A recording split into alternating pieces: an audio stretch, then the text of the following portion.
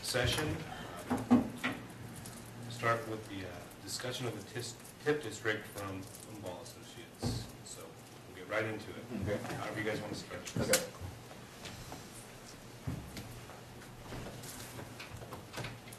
Well, hi, my name is Jason Simler. I'm a partner with Umbaugh and Associates, and with me is Greg Pisano. He's passing out the PowerPoint presentation. Greg and I, we both work a lot with TIF areas for both cities and towns and counties all throughout the state.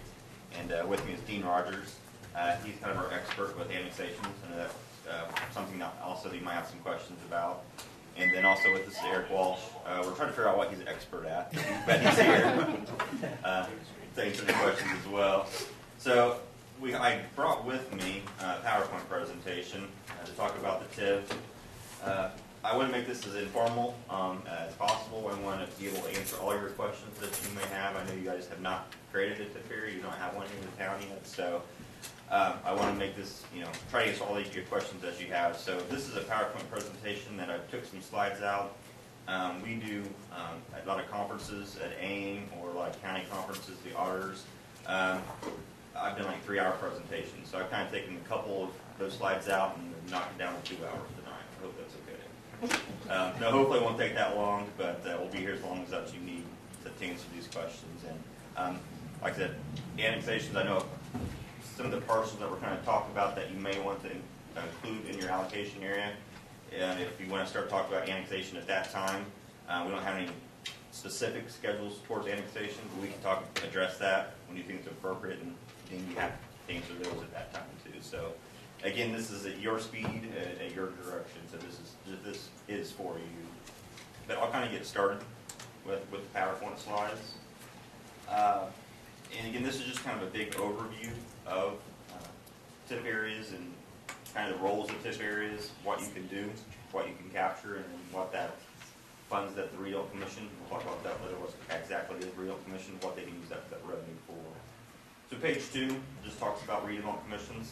As a department of redevelopment created by the legislative body. It's 5 members, typically 3 members designated by the town council president, and the other 2 by the town council. So they're appointed members. They receive 1-year terms. They can be removed at any time without cause. The Redevelopment Commission, they meet as often as need to meet. Required to meet at least 1 time a year, but just same open door policies as you have here. Same kind of rules and regulations that the town council has. There's also 1 non-school voting member that the town council president appoints. That's on the board. They're just there to help kind of relay information from the Redevelopment Commission to the school board, begin a non-voting member. Again, that doesn't count toward the quorum. They serve a 2-year term. I will put a disclaimer. This is what the rules are as of today. As you know, the legislation is in session right now, and every year they tweak the TIF.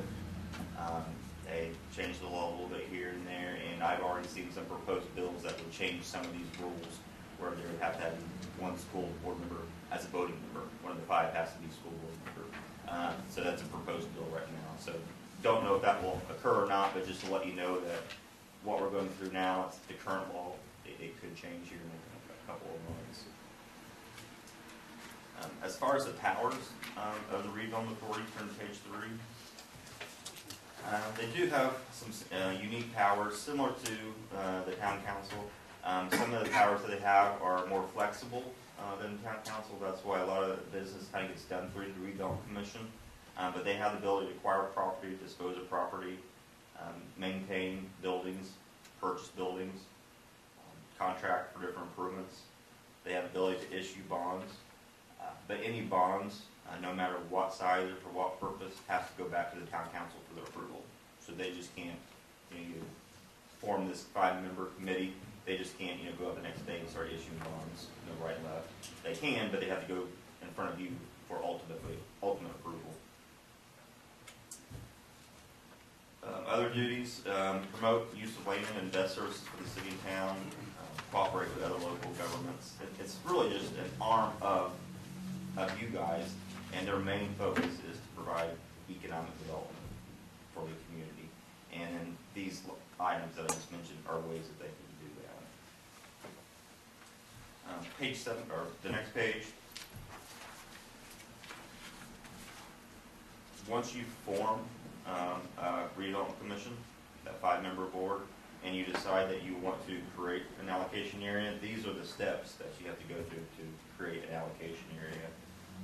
You have to prepare an economic or redevelopment plan, and in that plan just basically says, once you've figured out what your area is that you want to capture, we'll talk more about that, you have to come up with a plan of what you want to do with that area, how do you want to redevelop it, or how do you want to encourage economic development.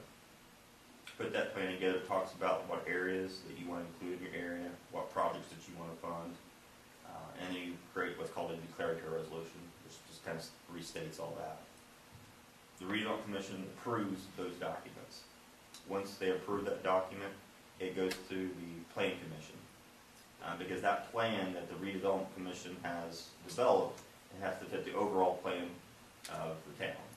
So the Plan Commission, they approve that just to make sure that what you want to do in this certain area, it fits the overall plan of the town. So they make that decision, says yes, it fits the overall plan, then it goes in front of the town council. The town council basically signs off, yes, we agree with the Plan Commission order. Once it sees your desk, then the Redevelopment Commission has a public hearing, and they approve what's called a confirmatory resolution, which just confirms everything that they've already stated. The plan that they want to do, the area they want to capture, and they have to provide that a notice of that public hearing 10 days in advance to all the overlapping taxing districts. So the schools, library, the town, the county, they all get notification of this public hearing. Along with that public hearing, the Redevelopment Commission is required to prepare what we call an impact statement that shows this is what the impact is to all the overlapping taxing districts of creating this new TIF area. And that's something that we typically help with, is prepare that impact statement. And that also gets sent out to all the overlapping taxing districts 10 days before that hearing, so they have a chance to look at it, come to the public hearing, and ask questions if they so desire. At that public hearing, that's where the Redevelopment Commission can either, they have 3 options. They can approve the confirmatory resolution, which states everything they said. They can decline it, or they can amend it. Once they hear the public has some input, and they say, yeah, no, we agree, we should make these changes, they have the option to amend that. And as long as it's not substantially changed, then you can approve that confirmatory and create your TIF area at that time. And once it's approved, then you have to file with the county auditor's office, and also the state. So those are kind of the steps of creating an allocation area. So it is kind of about a 5-step process. There is a number of public meetings involved, so that way the citizens, they have the right and opportunity to voice their opinion, concerns, and questions and comments. Any questions with any of those steps? Okay. With the next page, the reporting requirements, I just put a little bit of information there just because it's something that sometimes gets overlooked. When you do create a TIF area, there are, just like anything, as you probably know, the state is always requiring more paperwork, more transparency, more things required to be downloaded on Gateway.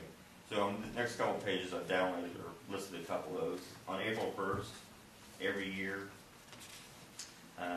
the treasurer is required to submit information to the fiscal body and to the Redevelopment Commission just of the finances. Usually for you, if you create a TIF area, there wouldn't be much to report the first couple of years, but it is a requirement. April 15th, there's information that's supposed to be filed on Gateway, just like a lot of your budgets are filed on Gateway and other reporting requirements. The Redevelopment Commission would also be required to file certain materials and information. And then by June 15th of each year, and we'll kind of get into this more in some of this definition, but once you create a TIF area, you capture new assessed value. And that's what that new assessed value turns into TIF, which is dollars that the Redevelopment Commission can use for fund projects. Well, each year, the Redevelopment Commission has to make a determination of whether they need to collect all that revenue or if they can pass through some of that assessed value to the overlapping taxing district. So we'll kind of talk about that, 'cause that's important as you decide if you want to go forward with creating a TIF area. You have some options. It's not, you have to create or capture everything or nothing. You can capture somewhere in between.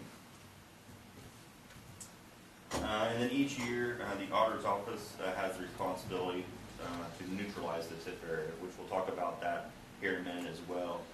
Neutralize the TIF area means adjust the tax base of the TIF area. That way, you only capture what you're supposed to. You don't capture any more or any less.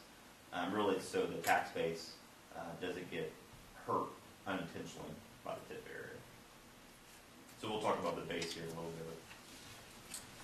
The next page, it's a new rule that came in place last year for redevelopment commissions. Each year, they're required to have a public meeting and invite all the overlapping taxing districts to come in and talk about the overall plan of the TIF area, the budget, and the impact that it has on the TIF areas. Now, if you were creating a TIF area, you're basically kind of doing that on one of your original meetings.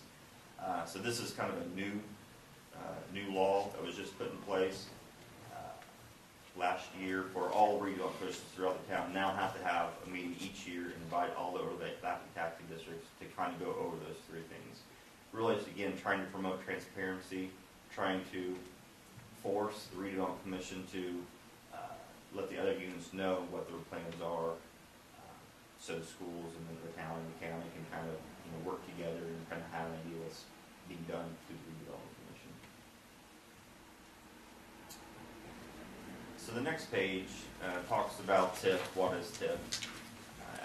I've thrown TIF out a couple of times, and that's really and as you probably know, the real reason that you're thinking about creating a redevelopment commission is to generate new revenue to provide funds for projects that you're thinking about doing.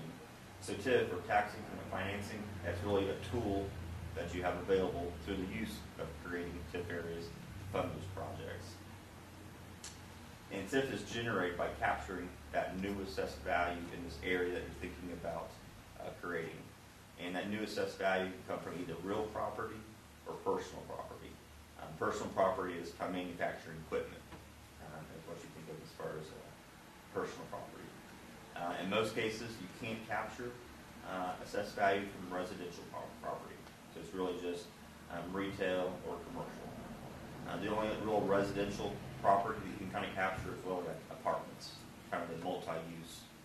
But for like homesteads, homes, typically you can't capture any increases in assessed value from that kind of development. The next page talks about personal property. Wanted to point out here, when you create an allocation area, basically any new real property assessed value, which when I say real property, that means increase in land and increase in buildings, new buildings, that's real property. Any increase in that is automatically captured. If you want to capture the equipment, you actually have to designate the company that you want to capture their equipment. So if you say you create this allocation area and there's two companies in there, and they're getting ready to build new buildings and put in new equipment, you'll automatically capture the new assessed value from those new buildings. But say there's company X and company Y. Say company X is going to bring in millions of dollars of new equipment, new assessed value, and you want to capture that new assessed value. In your declaratory resolution that we talked about, you have to specifically say that we want to capture the manufacturing equipment from company X.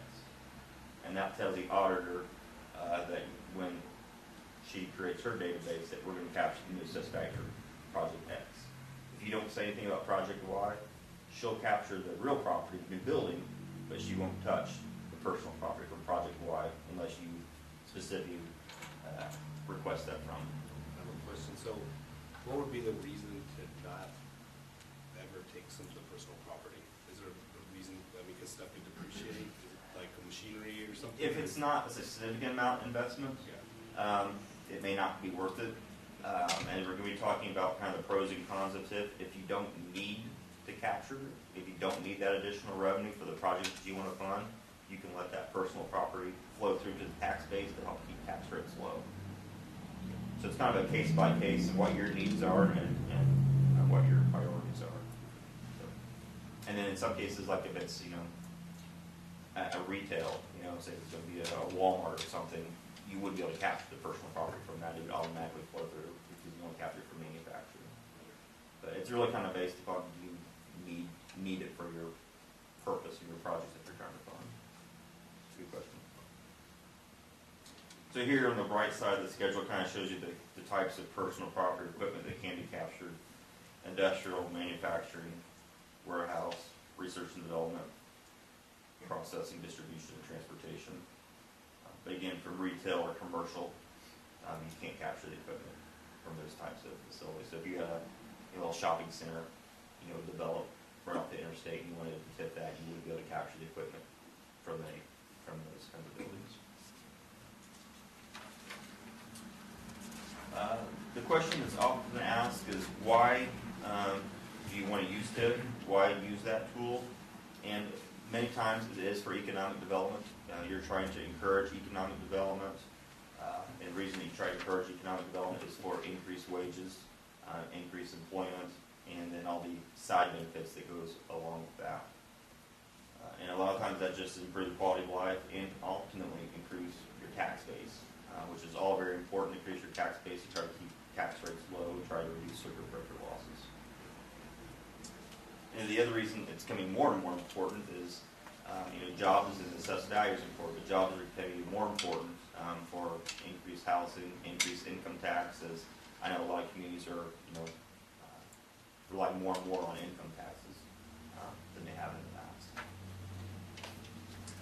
past. The next page, not only do we use TIF, TIF is often used for encouraging economic development, encouraging companies to locate in your facility or your location because it's very competitive. We work, I think Craig said there's like 470 TIF areas throughout the state that we work with. So, I mean, TIF areas are all over the state, and one of the reasons that they're originally created was to try to entice or incentivize companies to locate in their facility for all those things that we mentioned: increased employment, increased salaries. But more and more we're seeing TIF being used to just help pay for the infrastructure.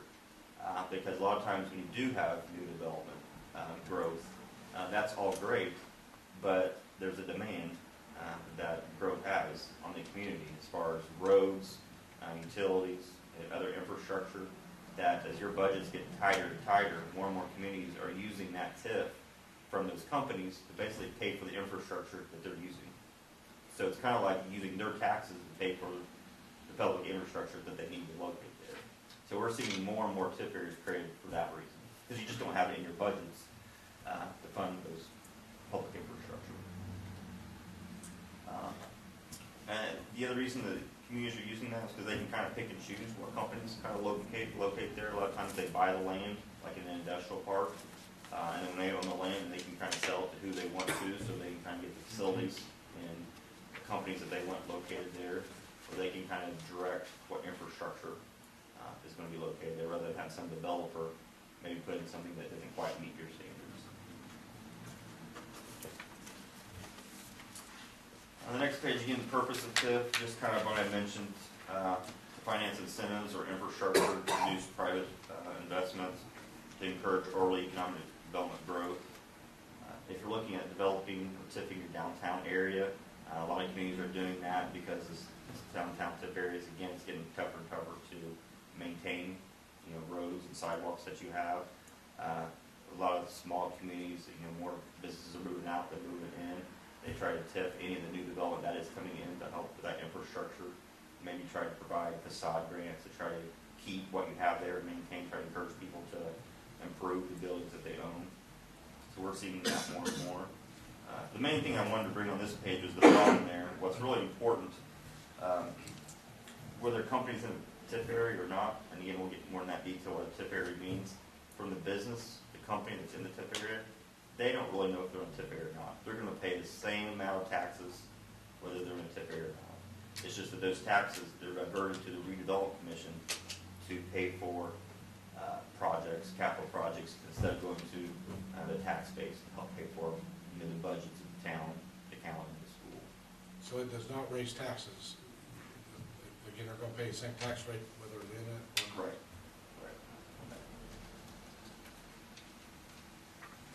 Next page again, just infrastructure. Have a little blue box there about what that infrastructure, utility improvements, sewer and water, roads, rail. You can purchase land. You can actually purchase buildings or equipment. That can be either done as pay as you go, meaning that you can accumulate the TIF over years and then pay for that project as you have the money.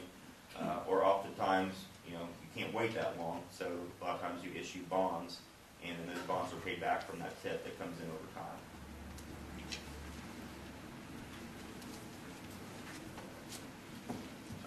This next page, a lot of things I've already said, just permitted uses of tax increment. I won't go through all these, but one that I haven't mentioned is job training.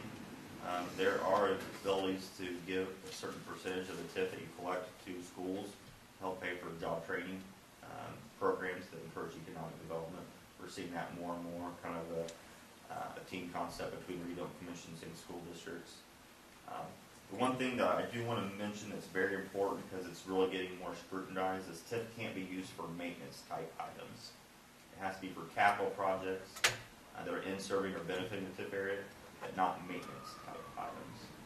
There was a community up north of here that was using TIF to help maintain their park district, like painting and those kinds of things. And it would have been okay for them to, like if they wanted to buy a new slide or swing, that would have been legal use of TIF, but the fact that they're using TIF to maintain State Board of Accounts kind of came down hard on them and said, no, you can't do that. So even on roads, different attorneys have different opinions on, are you building a new road or are you maintaining a new road?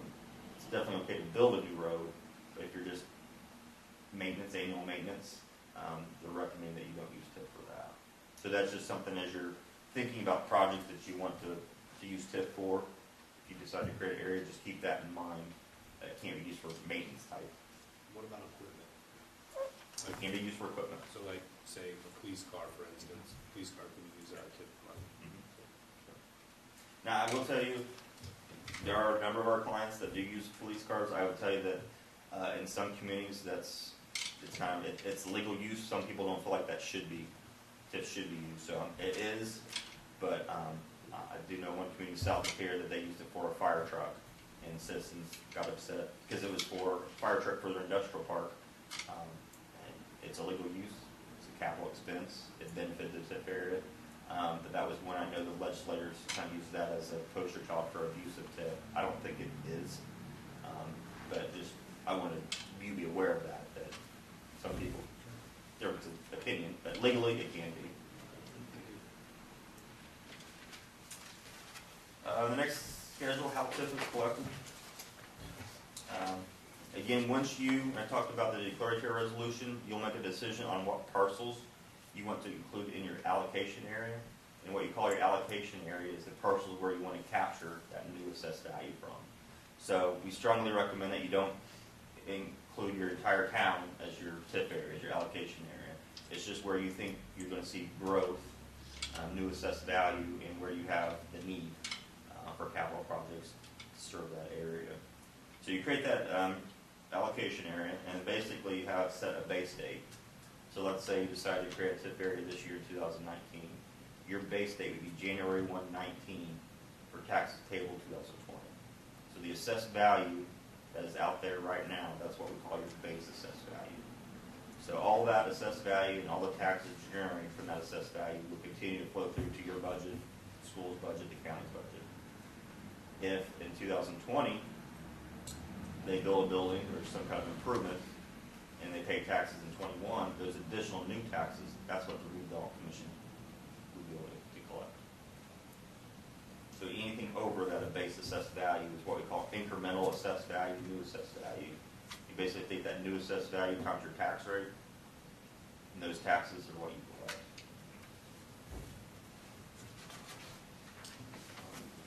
Kind of just explaining that more on the next slide.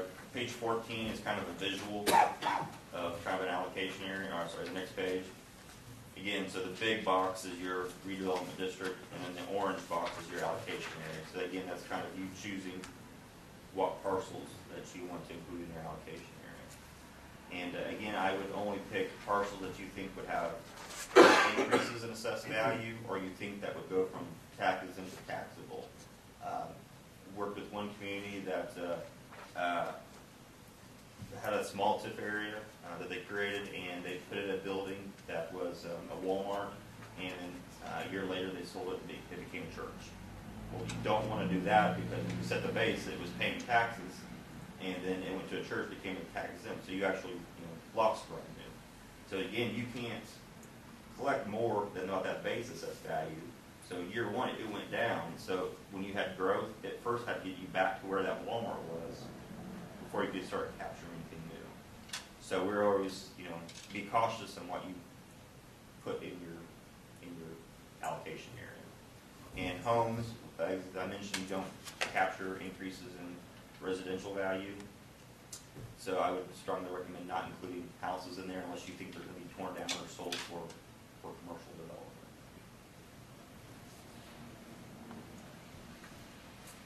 The next page is kind of a graph showing kind of how TIF works. The blue there is the base, kind of what we talked about, the AV that you don't capture. The orange, there's the incremental assessed value. The goal is that you create a TIF area, you have some development, you capture the TIF, put in infrastructure, and that just growth continues to increase year after year after year.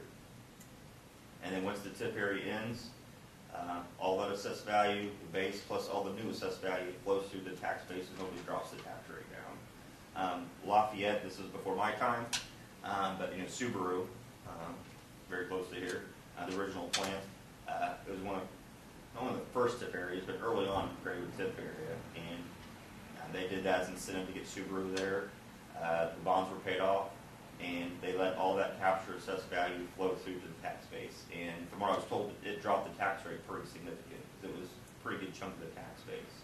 And since then, they've created a new TIF area, and are now capturing Subaru, both real and personal property, from that new base. And we work for both the city and the county in their TIF areas. But that was a good kind of example, kind of a poster child of how TIF should work. You create your TIF area, capture the tax increment, pay for the project it was intended to pay for, and then you end the TIF area and let all that new assessed value flow to the tax base to drop tax rates. So that's a good success story that I like to tell throughout the state. It's right in your back door. As far as TIF areas, there's a 25-year life on TIF areas, but that clock doesn't start ticking until you issue bonds. So if you were never, and this could change in a couple of months, but as of right now, if you were to create a TIF area and never issue bonds, that TIF area could go on forever. But the moment you issue bonds, then that starts that 25-year clock, and it only goes on for 25 years. Can a TIF area be expanded once it's established? Yes, that's a good question, and I should have mentioned that the process of creating a TIF area, if you want to amend the TIF area, you just go through the same steps. Yeah, but it can be amended. You can add to a TIF area or take away from the TIF area at any time. You can add projects at any time, and that's one thing that we always recommend when you're putting that plan together. Be pretty broad. Don't be specific projects. You can be specific, but if, a month later, years later, there's a project that you want to fund, you have to go through all those certain steps and add that project, because you can't pay for a project once it's in your plan. So we always kind of suggest be pretty broad, so you don't have to go through that step process once. But you can go through it anytime, as many times as you want. And each time that you create, or say you expand a TIF area, say you, and this may be the case here depending on what area you want to create, if you have an allocation area that you want to form, and then say in a couple years it's growing, you have more development, or you decide to annex and you want to add that land after the fact, you could just amend the area and add those parcels later, and that would have a new base and a new 25-year clock.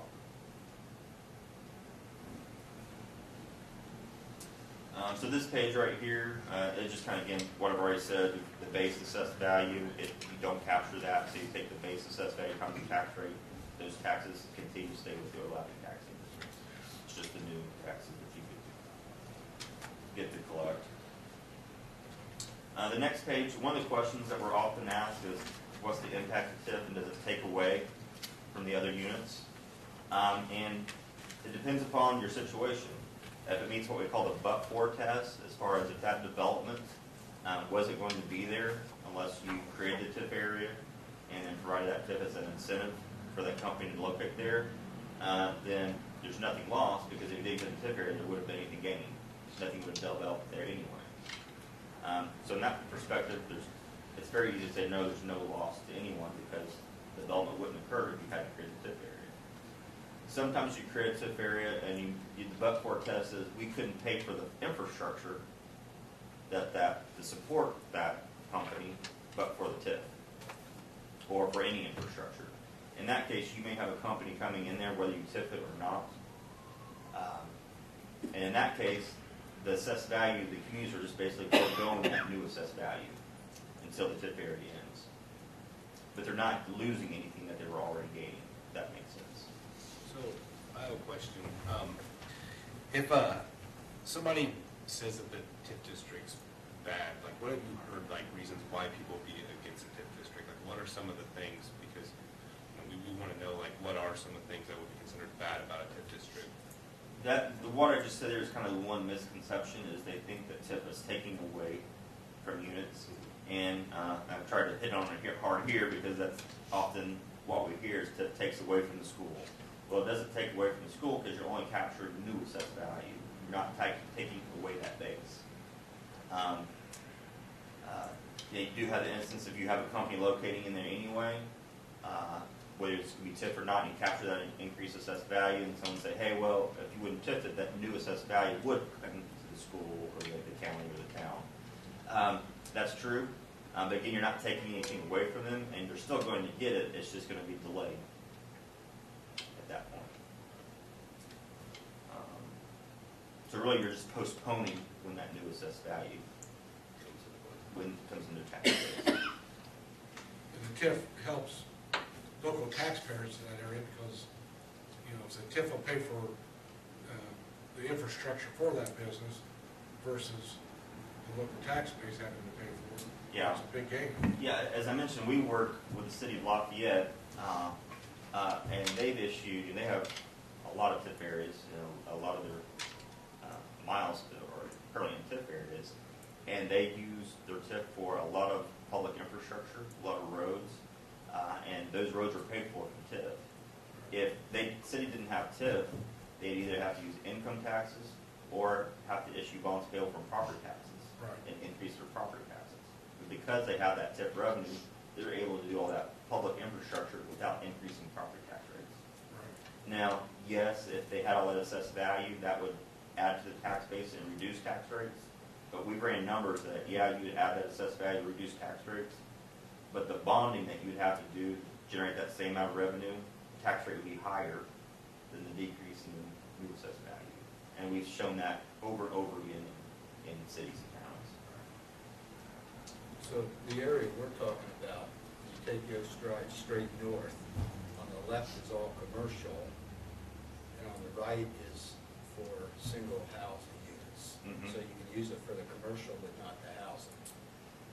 What you can do is, that allocation area that we're talking about, there's another area outside of that called a redevelopment area, and you can basically use TIF for anything inside sort of benefit the economic development area. So if there was, say you wanted to pay for infrastructure, right, sidewalks in the residential part, I would create the economic development area to include your commercial and your sidewalks, but just your allocation area for your commercial. But since your economic area is bigger, you can use the TIF from the commercial to help pay for sidewalks in a little bit bigger area. Does that make sense? Well, for years, the old boards talked about, it's an unusual piece of property up there, basically two people own it all. And when this road goes through, it'll dramatically increase their property's values in millions and millions and millions. And we always talked before about the business that's there, McAllister, along with the two developers, splitting the cost of the road, so that then we'd still have our tax base and get the taxes, but they would be spending a lot of, they're going to be making the money, they would be spending and they would be putting in out of their profits a lot of the cost of the road. That way the town gains more. I mean, I've always sort of liked TIF districts from what I hear, although I pulled up 3 articles, and every one's by Purdue University, has all these negatives, and watched it. Like Tyrone asked, what's the negatives? Because a lot of times you create them, you can actually lose more money than what you gain. And that's why you want to be careful what you put in your TIF area, because those houses, it could increase the value of the house, but you can't benefit from that. But if for some reason those houses were to go down in value, have another recession, those houses go down, if they're in the TIF area, that's going to hurt your increment. So houses can't help you, they can hurt you. Because if they going down, they basically take away the growth in your commercial property. Well, I'm just more concerned in this area that, because I've talked to the owners before, and he was saying to me, get the town to split part of the cost, McAllister and them. And you've got somebody willing to do that, and put up the cost to begin with, because they can't develop their field at all without that road. And it takes a long hundreds of acres and turns it all into frontage lots. Yeah. So there's their incentive to go ahead and then fork out a bunch of the money instead of us, the town, just doing it and save our funds and taxes and everything for our schools and other development in town. So we could look at that too. Yeah, and that's where, the TIF, it's not a all or nothing game. I mean, it's kind of using the incentive that, you want the developer to kind of pony up and take some of the risk as well. It's not all on you. Because I read the basic rule is if they're going to develop it anyway, the developer, then you're doing this to create development. In this case, they've got fields there that they're going to develop anyway. Now, it might happen a little sooner or something, but still, like I said, I talked to the owners before, and the one field's turning down to the kids, and so you've got a new generation that wants to do something with it. And I think they're going to go ahead and develop it on their own, whether we do something or not, would be my guess. So. And that's where, that road might open up modeling residential, like you said, the commercial, which is going to make that land and open it up and It's going to. Make it more sellable, work more for commercial property as well. But yeah, you're right, you're benefiting the other side of the street as well, where you can't necessarily get the benefit from the TIF, but I think you got it. The good thing for those houses being increased, assessed value, that means more tax base to the town and lower tax rates. So you'll kind of get an indirect benefit from that perspective.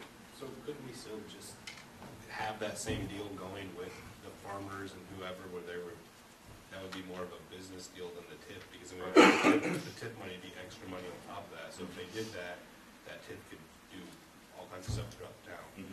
So it's not just a one way or the other street.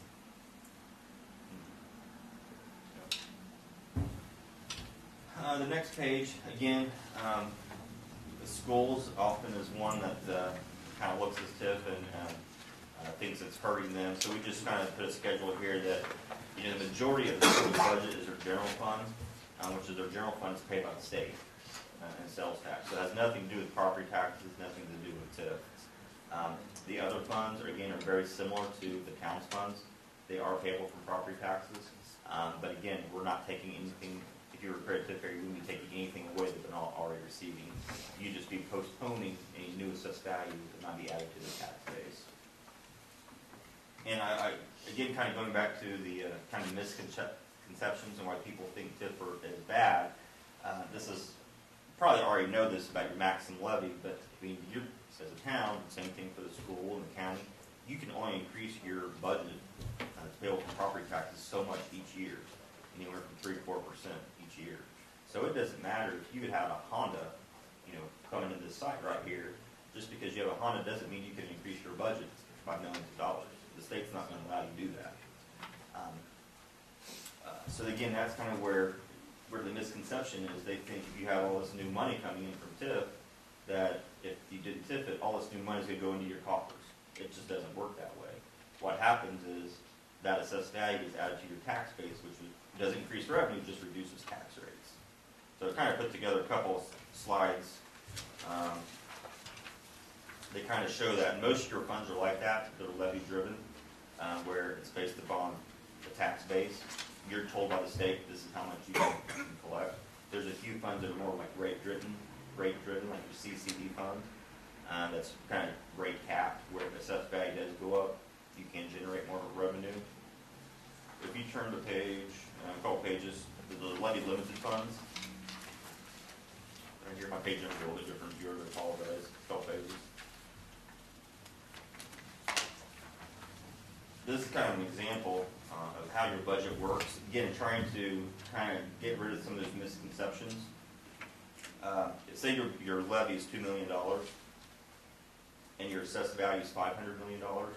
You have to have a tax rate of 40 cents to generate that money to fund that budget.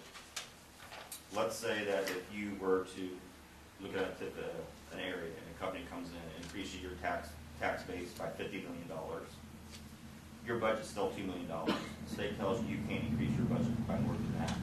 Now that your tax base is increased, your tax rate goes down to 36 cents. So again, going to that misconception, you're taking money away from individuals. You can't take money because they're capped by the state what you can generate. If that company came in there and you didn't TIF it, adds to their tax base and just drops tax rates. Now that could reduce your circuit breaker losses a little bit, so there's some benefit there.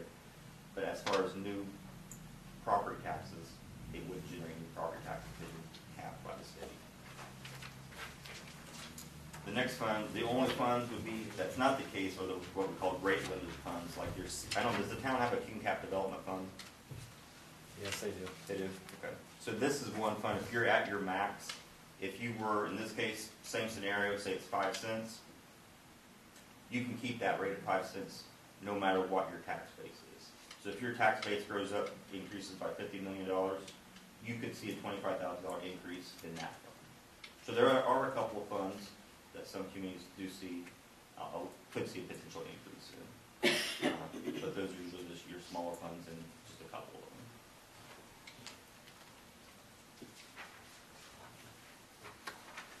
The next schedule of benefits we've kind of talked about. Again, financing incentives, encouraging early growth.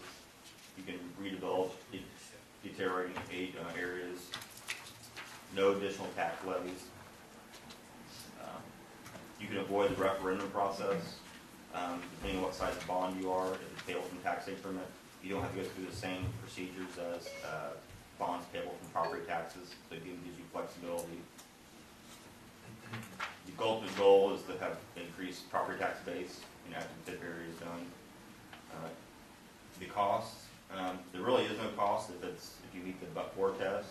But the other cost is you just postpone that new assessed value until the life area ends. Like I said, that new assessed value that you're hoping to, the whole reason you're doing it, to encourage growth in assessed value, the other units won't see that new assessed value until the area ends. So they're just postponing that benefit. Some of the risks of TIF, and this may be where you're reading, where some of the pitfalls of TIF is, again, you've got to be careful about what you put in your TIF area, because the assessment became less than what you estimated. Taxpayers can appeal their assessed value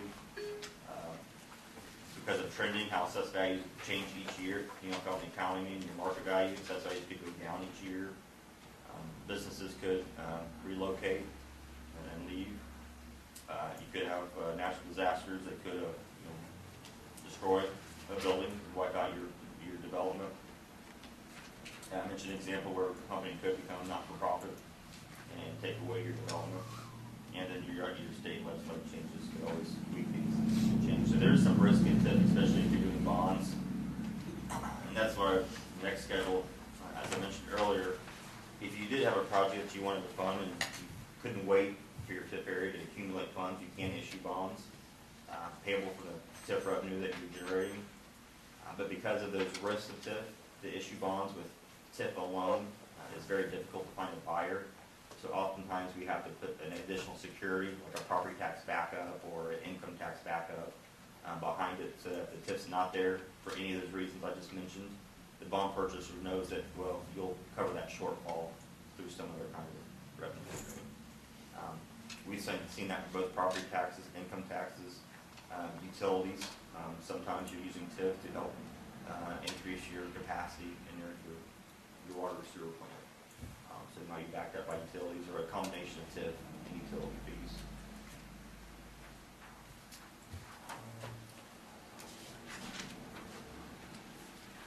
Next schedule again talks about just the combination of other revenues that you can use with TIF to issue bonds. The next schedule, methods of reducing the impact on overlapping tax units. You don't have to capture 100%. As I mentioned earlier, one of the responsibilities and requirements of redevelopment commissions, each year they get to determine how much assessed value they need to capture. So we're seeing more and more where they're not capturing 100%. They may only be capturing 90% of the new assessed value, and the other 10% passes through to the overlapping taxing districts. So they see an immediate benefit of more base and lower tax rates. Again, it really just depends upon what your needs are, whether you need that 100% or not. Only capture real property, allow personal property to the tax base. To your question earlier, why you might not want to capture the equipment, it's because you want to show, have some immediate benefit to all the overlapping taxing districts into the town too. What projects did you fund? Again, I'm always looking to create TIF areas to encourage more development, so that even if you had a company locating in here, whether you're going to create a TIF area or not, goal is to create the TIF area, provide the infrastructure, so you have even more assessed value. So in 25 years, you're not passing through $10 million of assessed value, but you're passing through $30 or $40 million of assessed value. So that's the ultimate goal, is to increase tax base. Pass through excess TIF assessed value, and then if you do issue bonds, keep it as short as possible.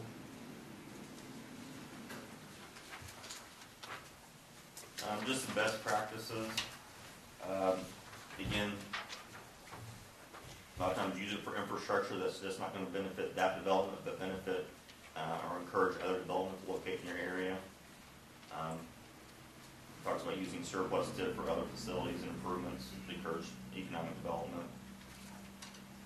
Can you use surplus from TIF in areas that aren't in TIF? As long as it's benefiting the TIF area. But it has So associated roads to that TIF area? Yeah, that's all the kinds of use, because that road, is going into your TIF area, it's benefiting your TIF area, so, yeah, definitely. And that's why a lot of times utility, TIF's sometimes used for new capital projects inside in the utility plant. Even though it might be in your TIF area, you need that utility plant for the industrial part, so it's benefiting it. Last schedule, just kind of like what you're doing here, just holding meetings, kind of just making the other overlapping taxing districts and the public just be familiar with what your goals are and what you're trying to achieve. Education, I think, is key, and I think that eliminates a lot of misconceptions on what you're not trying to hide anything, that what your goal is not to try to hoard money, but to actually encourage development and use it wisely, because you do have limited resources, and as you all know, you're trying to make the best with what you have and try to stretch that dollar as far as it will go. And this is just one of those tools to kind of get a new additional revenue stream to help fund some of these projects that you might not be able to fund otherwise. So I know I've talked a lot and give you a lot of information today. How many, are you able to say how many TIF districts are in Tippecanoe County? In Tippecanoe County, the city has Lafayette, West Lafayette, Purdue? The city of Lafayette probably has 6 TIF areas. The county has 2, and those 2, the county and city share 50-50.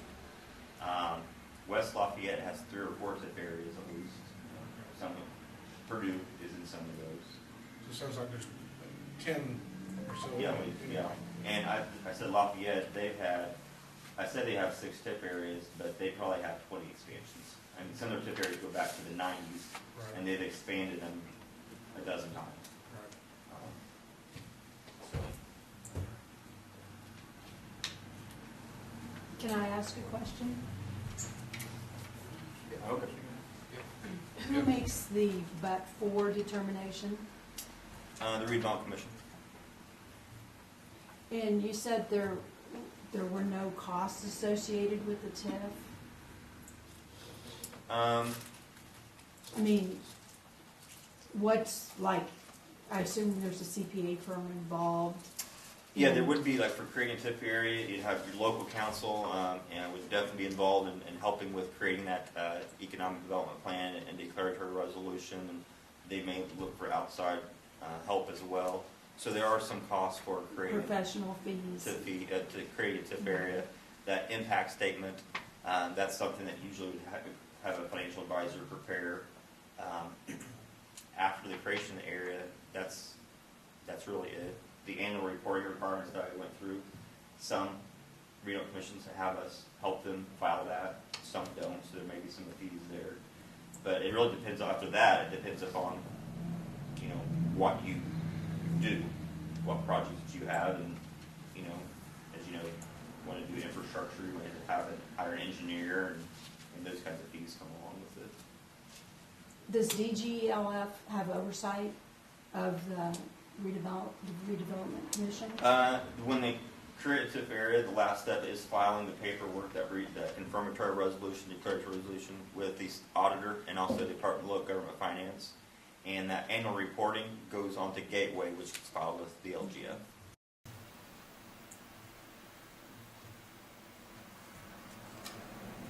I guess I could ask one more question if I don't get Go ahead. shut down.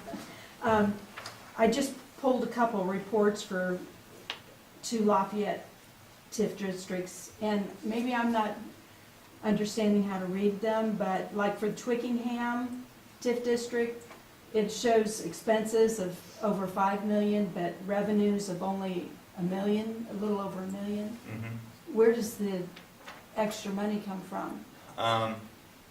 Not knowing what project you're looking at, but being familiar with Twickenham, as I talked about, the city of Lafayette, they only bond when they have to. So they try to accumulate TIF over years. So that could be where Twickenham's, if it's $1 million, they may have been accumulating that for 5 or 6 years. So this is maybe just a 1-year report, it doesn't really say. Very well could be. Yeah, okay. Yeah. Because the Southeast Industrial, which is the area adjacent to what Mhm. we're looking at, I think, it shows a little over $7 million in expenses and a little over $6 million in revenues. So you Mhm. still have over $1 million difference. Mhm.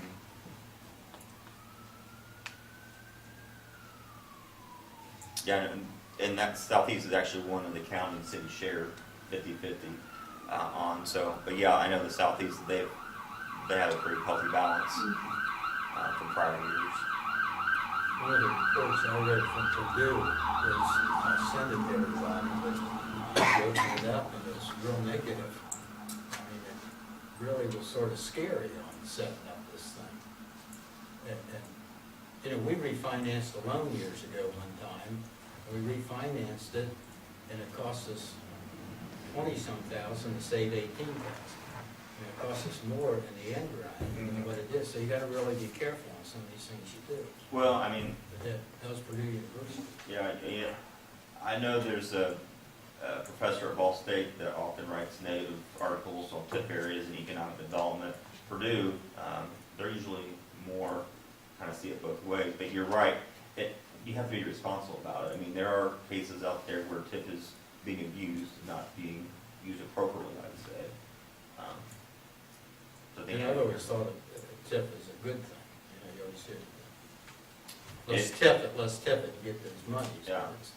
And in those cases, when you say let's just TIF it because you have new development, that's not always the best answer for the community.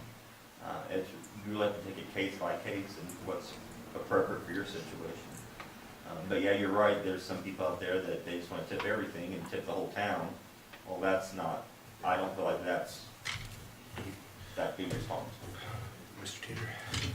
So TIF has to be within the town limits? It doesn't have to be. You can TIF outside your town's jurisdiction, but you'd have to go to the county commissioners and get their approval. That could be in. So you would have a reciprocal arrangement with the other entity? Yeah, you, as I mentioned, City of Lafayette and the county have 2 TIF areas where they share 50-50. But you could go, if there was a parcel or two that's right outside the county limits, that you want to include in your allocation here. You could go on behalf of the county and ask for that to be in your allocation jurisdiction. Or it could be split between the two. It could be split, but it's not required. Just a comment, Lafayette and West Lafayette's redevelopment has been extremely successful. We're extremely pleased with it.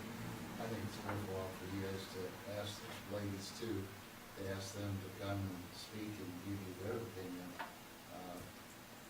Or maybe have Purdue come too. I've never heard, I haven't seen that article, so I guess I'm a little surprised that Purdue would be so negative. But because West Lafayette works pretty well with Purdue, and I think they're very pleased with what they've been doing. So, Yeah, and there's a couple of tip areas that I know the projects that they're doing are specifically benefiting Purdue.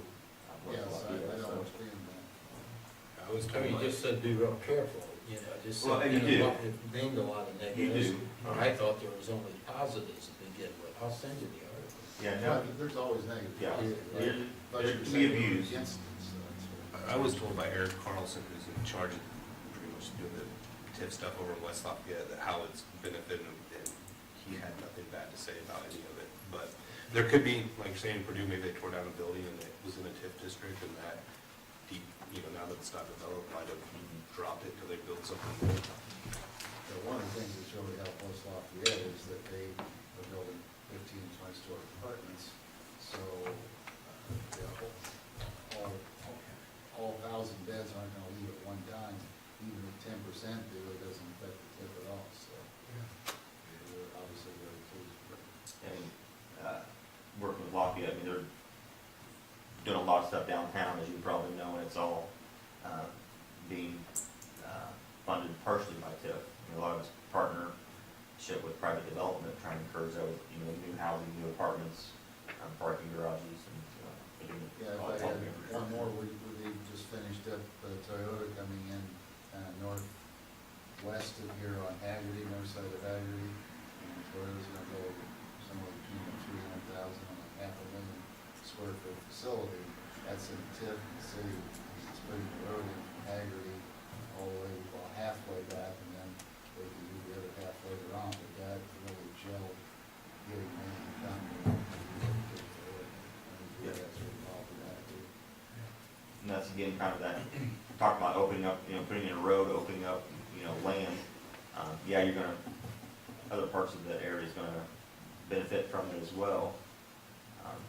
And you may not be able to capture the tip from that, but that's a good story. And in that case, they're not gonna capture the equipment from that too. It's just gonna be the real property. So all that new assessed value from the equipment that they're gonna put into that 500,000 square foot facility, that's gonna just, decrease or increase the tax base.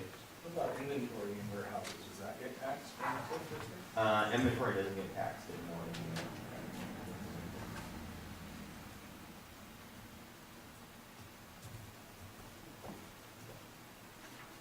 Any more questions from anybody in the audience? Why wouldn't you annex though? And if you didn't annex, you would have to split the TIF proceeds, right? That would be kind of negotiations with the county, whether they would require it to be split or not. It's not legally required. That'd just be a conversation you have to have with the county, whether they would want you to split it, if it's something that you're going to annex eventually. They may not require that. I think that's just kind of a case-by-case scenario. So if you had a comprehensive plan that showed annexed area, you could use that basically to get the approval from commissioners. Yeah, it's really kind of up to them whether they're going to still allow you to, but I would think that, that they know that's kind of your plan, and We have a utility responsibility in the area north of our current town limits up to Haggerty. I would think that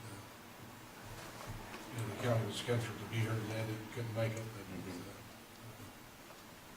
I think they recognize that with our responsibility that we'll at some point in time be part of Dixon. yeah, I know Tom was at our original meeting when we kind of just throwing out ideas and see if there's something that's even worth me coming here tonight. And I think part of it might depend upon how big your area, if you decide how big you want it to be, how far north you want it it to be, how much you want to annex, whether the city would want to try to do 50/50 or just say, yeah, you can have, jurisdiction until you can get an annexation passed. And Dean's here to talk about annexation. That's a whole nother process and a whole nother time frame where you couldn't get the annexation done and finalized before you could create a TIF area. So that might be something where they say, hey, you can have jurisdiction, because we know in a couple of years, the annexation will be final, and it'll be all in your town limits anyway. That could be the case. But if you're wanting to go even further north, they may say, yeah, we'll let you put it in your jurisdiction, but we want half that part. So those things that just we need to negotiate and discuss. So you're basically looking at the TIF district as being from basically the water line west and up to Haggerty? Dayton Road west, basically. Dayton Road west of the home, from Haggerty. Area plan is redoing our land use plan from Dayton Road to I-65, from 38 to Haggerty. I think he was talking about going straight up Gillis Drive. Yeah. And to the west is Carter's property, and that's more commercial. And to the right, going over to Dayton Road, is north of Deerfield and residential. Well, if I'm understanding, what's the benefit of a TIF district in residential? There is none. That's what I was asking. Yeah. You're basically looking at TIF district west of the water line up to Haggerty. I think for sure, west of the water line, but until we have a updated land use plan, I guess you don't really know for sure. Maybe, initially it would be from Dayton Road to the interstate. And you change those boundaries as things start playing out. If housing development comes under to build a subdivision or whatever happens, you can plan that area, but in reality, You don't know till the land comes in.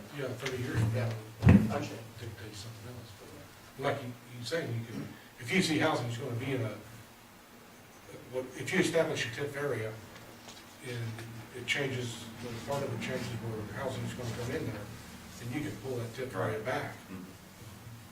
Take it out of the TIF area. Or vice versa. When's our plan supposed to be done? My understanding is we asked them, 2 meetings ago, or meeting ago, to pass a resolution to have them. So, I mean, I didn't know that. Sally was scheduled to be here, with the weather, she couldn't make it.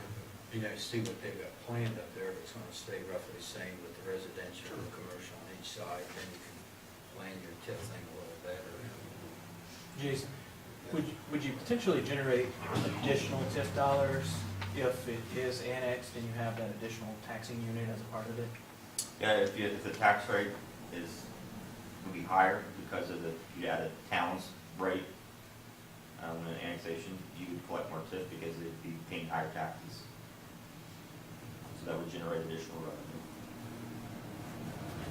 Dave had a question about her. Just another comment about what the city did up there with the Toyota. They had that TIF in there for a while, so they had money accumulated, so they could go ahead and incentivize to put the road in, and then still with Toyota coming in and collecting more taxes.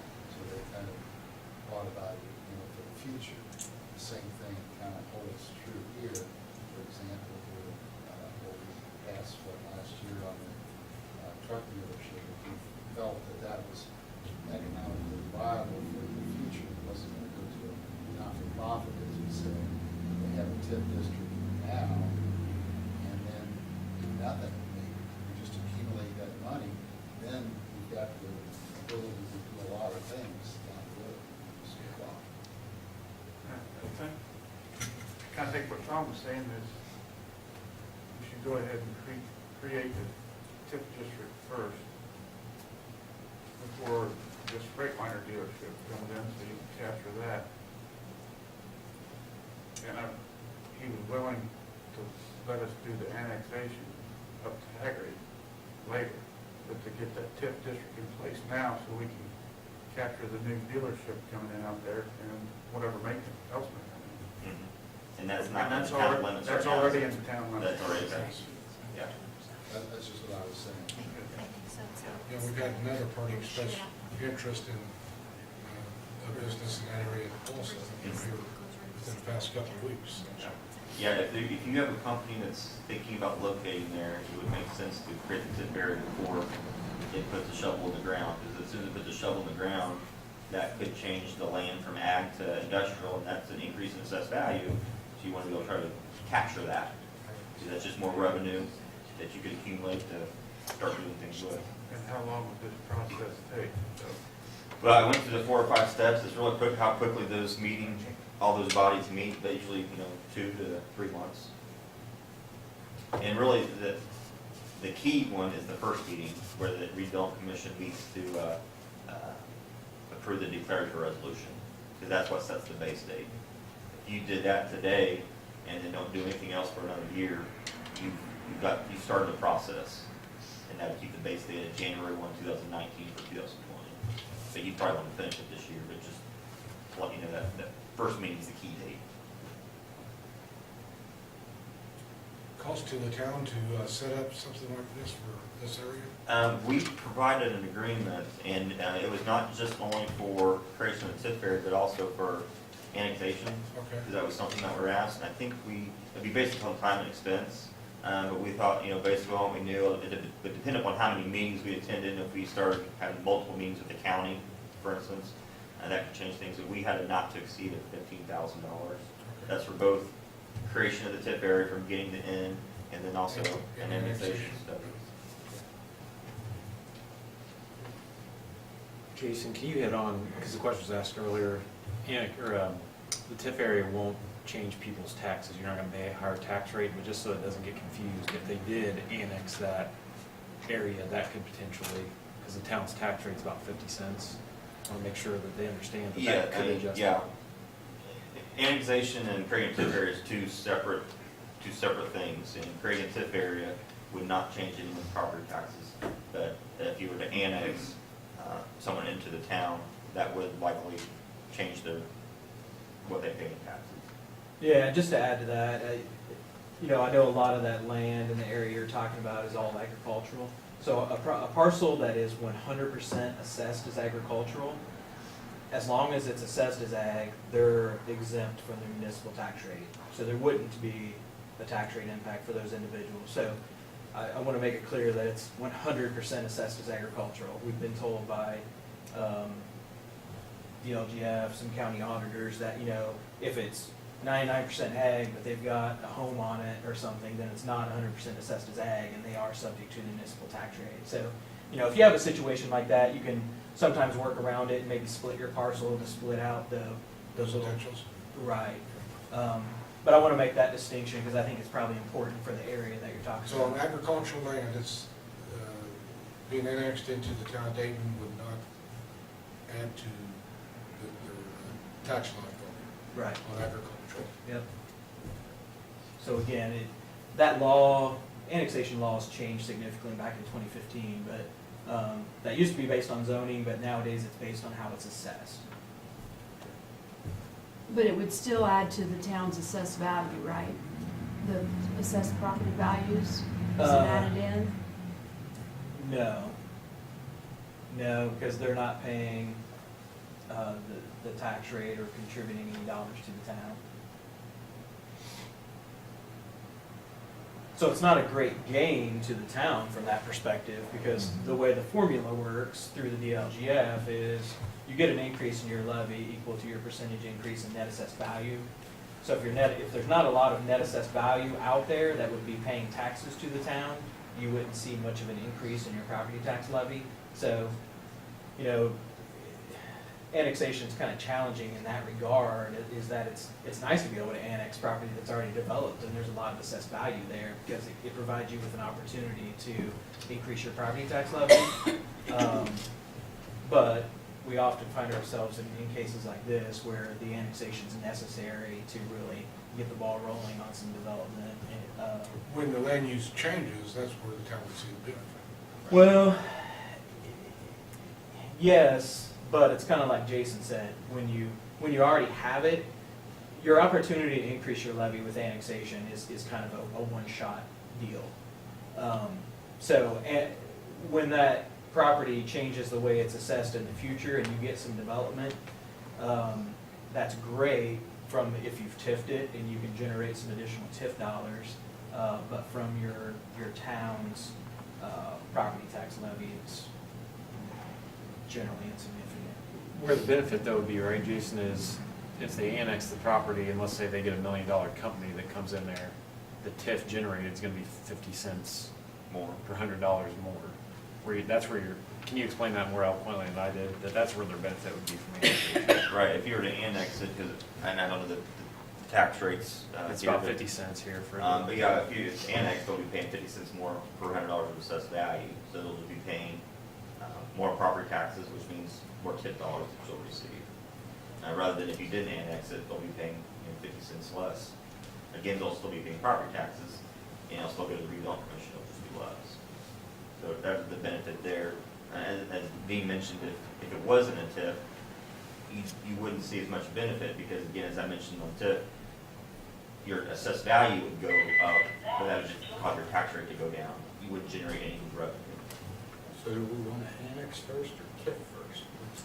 Well, Dean may want to talk to you about the timing of the annexation, because the timing when you get that finalized and approved is two completely separate tracks. Mine.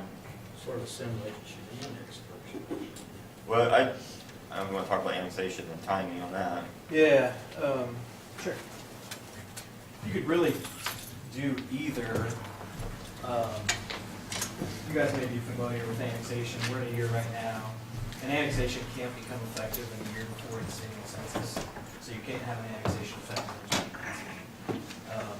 So if you wanted to start going down the path of an annexation, the first date it's going to become effective is January 1st, 2020. And all of that timing really depends on what type of annexation you're talking about.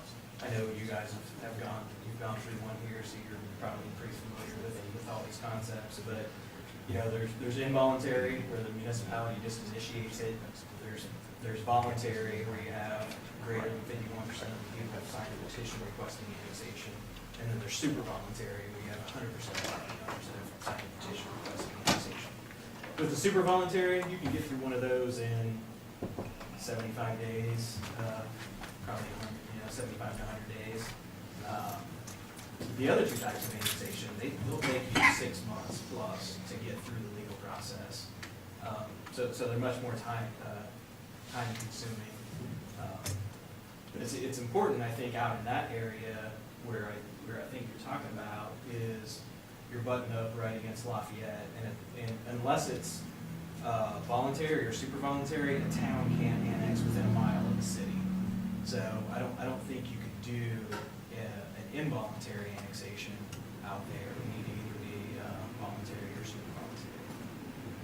And that's most annexations are these days, just because the law changed in 2015 made annexation a lot tougher. Most of the annexation I did prior to that was involuntary, but these days they added to the requirements of the fiscal plan and made those much more complicated. And because of that and the other changes in law, most of the work I do these days are voluntary and super voluntary annexations. But I guess to answer your question, I would, if you're considering doing one of the or both, I would go forward with creating a TIF area, because the annexation is just going to help you. It's just going to increase the TIF that you're going to collect. So annexation after the TIF is created. Or you can start both processes at the same time. The TIF's going to get done sooner, much sooner than annexation. So I would, if you're wanting to do the TIF, I would go ahead and start that, and then we could talk about the annexation and decide that later. But either way, it's not going to be effective until 2021, as Dean said. But the TIF, you'll have at least 1 year under your belt. Who votes on the annexation? The landowners being annexed, or who votes on that? Well, so, I'm assuming the town would want to pursue either a voluntary or super voluntary annexation. In that case, you're talking to the landowners up front and hoping that they'll sign a petition requesting annexation. I mean, ultimately, the vote on an annexation ordinance is done by the town council.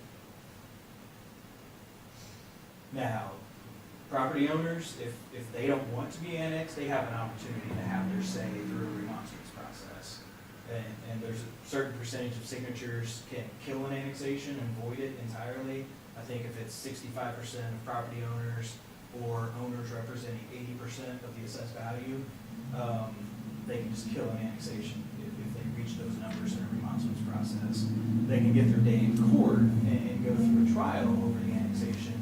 If they are less than 65% of property owners or greater than 51, and there's a different percentage on assessed value, less than 80, but I think greater than 65. Well, in this particular area, we're only talking about essentially two property owners. Yeah. So it would be a super voluntary. I'm just curious, who got to vote on this?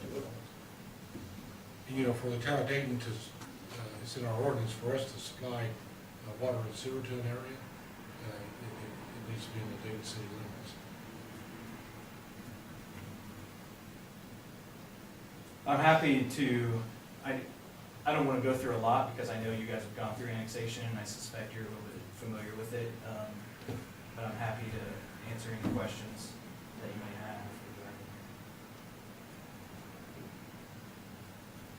Anybody in the audience have any questions on annexation? Okay. Thank you.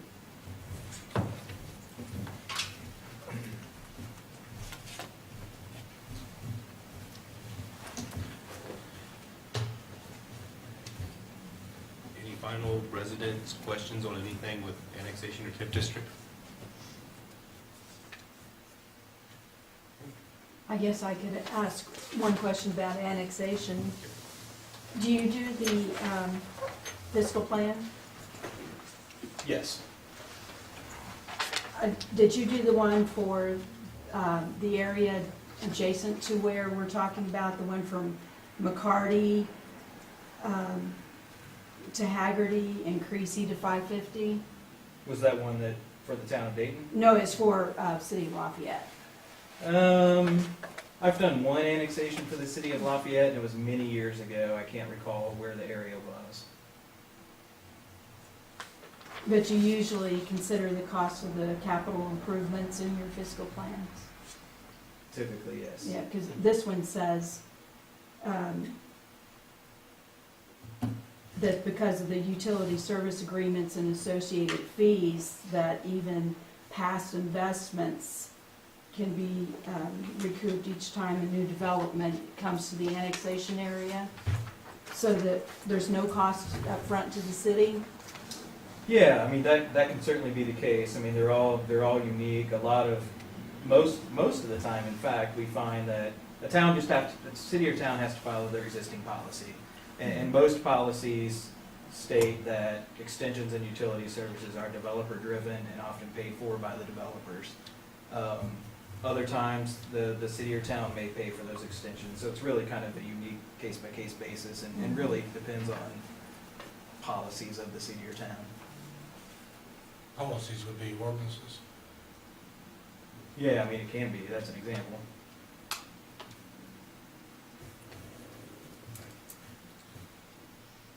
Any questions or comments from board members? Will this be a topic at our next board meeting?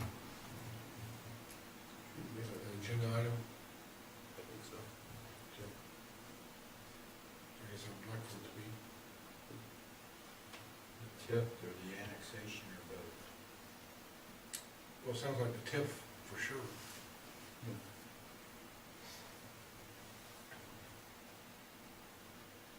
In our proposal as time and expense, we'll go at the speed you all want to go at. So you kind of give us the direction. You just want to do the TIF piece first or the annexation or both.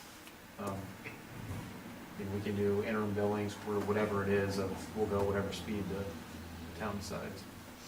I would think landowners in that area would be for annexation. Yeah, we're open to discussing those things. A few things that, you throw out, that we need to discuss a little more, but, Sure. yes. We only need to talk to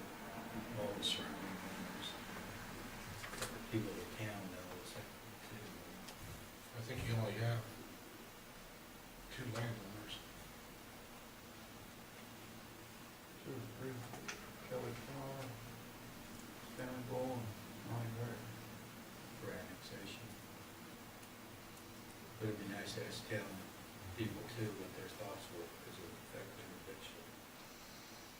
That'll come in the process. You sure it will.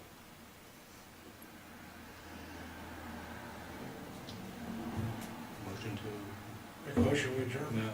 we have to do No, but the second part, so we're done with you guys. Thank you for coming. We're gonna just move on to a utility matter, but you can stay if you'd like, but you probably wanna get home. Well, if you need me or have any questions, Bree knows how to get a hold of me, so feel free to contact me. Thank you guys. Drive safe. Drive safe.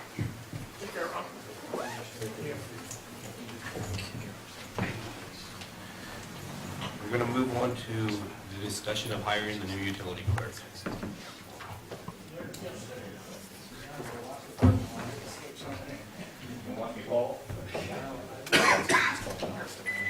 Can I make another, please? I'll call you guys. Might be one. Okay, I think I can hear, if I'll just share with you.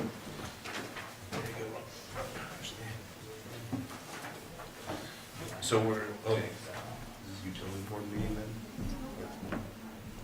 Okay. So we're trying to discuss the hours we'd like and the pay rate for the new utility clerk. Michelle has kind of gave us a mock-up of what she would like for the first 2 weeks of the month and the last 2 weeks of the month and the starting rate. So we'll have some discussion between the board members on what you guys think. Well, I'll just explain what I did. So, for the first 2 weeks of the month, the first where it shows the open 27 hours, that's what I proposed at my interview. I also did another one where it was an example of hours that it would be open 33 hours. And then out of those open hours, I was kind of just throwing out an estimation of having a utility clerk of 24 of those hours. Because I know the rule with me was I couldn't go over 30, so I wanted to make sure not to put a utility clerk too close to the 30 in case there were days that there was extra work or something that happened. And then the last 2 weeks, that's where I was proposing, like in my interview, to be open the 40 hours a week, and then the later Friday evening hours, due to that's when most of the bills are paid after they come out the 15th. And so around those 2 weeks of the month, I was thinking maybe about 26 hours. And that could fluctuate, especially when summer comes around. Then I would be in here more of the whole day schedule and stuff like that. So I was proposing starting out at 13 an hour, and then after 90 days where they're able to learn Keystone more and take over more responsibilities, then we could, give them a raise up to 15. So that's just my proposal. Before we started with 12 or so, and then I think we moved them up relatively soon to 15. Yeah. Because I know when I first started, it was strictly me just putting bills in the system, or into Keystone, and then the receipts into fund. But then later on, I started actually doing the bank runs and then credit cards or the online bill pay and stuff like that. So I feel like you learn more, but the base to get a utility clerk in here, I think, is about getting somebody to help me to make sure that the bills are in on a regular basis and deposited. Yeah, it's good to have that overlap. Mm-hmm. How do you guys feel about the hours she's proposed? The clerk is, utility clerk's business the last 2 weeks of the month. Mm-hmm. The first 2 weeks of the month, is there 24 hours worth of work for that person? For the the first 2 weeks, the utility clerk, the first week of the month, we are getting, since the bills are due the last day of the month, we are still getting quite a few payments in on that first week. Michelle, when I was clerk, it seemed like the first week of the month was almost the second busiest week of the month. Yeah, So because it you is, do have a lot of because people come in, it's the end of the month, oh, I missed it, then they come in and we'll take off the charges and What are they with the charges or whatever? Well, and then also, so then we also do meter readings on the 5th or the 6th of the month. So eventually, I never got to learn that, but I hope for the new utility clerk. So when those meter readings are done, you know, then for that utility clerk to actually take over getting those bills ready and sending them off to Keystone.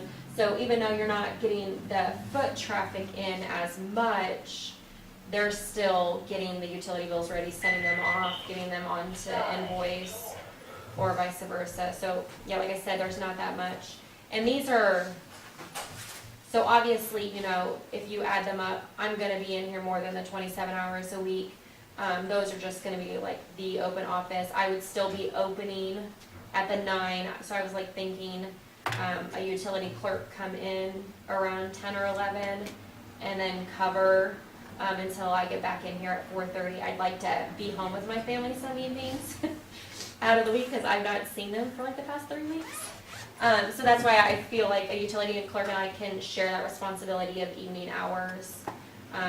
So the first 2 weeks, you're still closing at 4, you still have that open evening availability, because I've had a lot of people mention to me about making sure I'm still keeping those evening hours open. So I think that's really important to keep that. You're still working 30, 35 hours. Well, I was in here 11 hours yesterday. So yeah, I'll still be But from what you said, throwing yes. in mine. I'll still be, you know, it's just, you know, I could be in here, even though like we close Monday, Wednesday, Friday at 4, I could still be coming in here right after at 4:30 and doing, because obviously I've learned that there is a lot to do. So there's absolutely no reason for me not to be in here between 30 and 40 hours a week, if not obviously more. All depending on the time of the month and what's due. Good. So is there gonna be, do we still have the job description from when we had it last time for her? It's not really changed, or is it changed? The council had nothing to do with her Oh, hiring. like, There was nothing. what was posted, like, I simply found out about the job because somebody had posted it, or maybe she did, posted it on Facebook. But it was on Indeed.com, and so it was on there, people were sending in. Then Indeed.com, the people that helped her post it before actually had contacted me, asking if we needed to post anything. So I could probably see if they still have that on file. And then I mean, I don't know. Like I said, I didn't go actually online and apply. I just sent her in my resume and then had an interview with her. Is there a legal way that we have to do that, hire utility So, clerk? kind of back up, I mean, I think it's great that we have, you know, communication and everyone is willing to kind of get the town council's input, but the clerk treasurer is an elected position, and then utility clerk serves at the pleasure of the clerk treasurer. So, you know, I'm not sure exactly what authorization is needed from the town council, other than, you know, as far as like specifics of how this will go, other than the issue of funding. I think she just wants to keep us up to date on what's actually happening in there and what she needs And I talked to Tammy and Ron, because I want somebody who's gonna be in there as personable as I am. I don't want somebody in there who's gonna have a negative attitude or not want to work. So I've spoken with both of them. I feel like, once I get applications and resumes or whatnot, pick maybe 3, 4, 5 people that I think would be the best fit, and bring that to the board, and also get, you know, their opinion. I want to keep the politics out of the office, like how I am, and like I said, I want it to be, I want who's ever taking my utility clerk spot to have the same impact on the residents. So that's why I want to be open with the board. I want them to know who's gonna be in there, so everybody's comfortable with everybody. So that's just my choice, and I'm comfortable with doing, and I want everybody to be okay with the hours. It sounds good and fair. Yeah, so, I mean, And we all gotta work together or it Yeah. won't work, you know. Ultimately, it's whoever you can get along with in the office. All we really can decide is. and I did How we pay. want to get your guys' opinion on that, because I've gotten it from both sides. I've gotten suggestions that it shouldn't be somebody in the town, but then I've also gotten suggestions that it should be somebody in the town, just because of the drama that does tend to happen. So I'd like to get that input on the board from everybody as well, if they prefer it to be a resident of Dayton, because that would obviously be one of the qualifications that we would post. I think it's, I don't know, it's any different than a marshal or town manager, you know, I think it's the best person. Okay. So, and I just want to make sure you guys are comfortable, Yeah. either way. So I guess the only thing I would say is that I think it's different than, the board hiring someone, it's not the town council hiring someone, so, it would go to the, town ordinance policies on, what should be done, so it's done in a lawful manner, but I don't think there's any requirement to have it be a public Right. process. Right. It doesn't have to be a public hearing or anything like that. It can be, if updates are given, but there's no. But I can just like send need to do emails of the people that I'm considering, right, or Right. or whatnot. But I think you're just acting as a department Do of we- the town. Do we need to make a motion to approve this rate? Is that basically all for her to be able to move forward? So, Yeah, make the motion for it to be started. I mean, if you guys agree, you can agree on whatever you want. Okay. It might be I just didn't know. above and beyond, but I do think that, as far as being locked into some of those things, it might be best just to leave that to the clerk treasurer with your input, because you guys are working together, so. So we need to, Just make a motion for the pay. okay. I make a motion that we go with starting rate of $13 an hour, and then up to $15 an hour after 90 days for a utility clerk. Second. With a motion made, properly seconded, all in favor signify by saying aye. Aye. Motion carries. I make a motion we adjourn. Second. All in favor signify by saying aye. Aye. Aye. Yeah.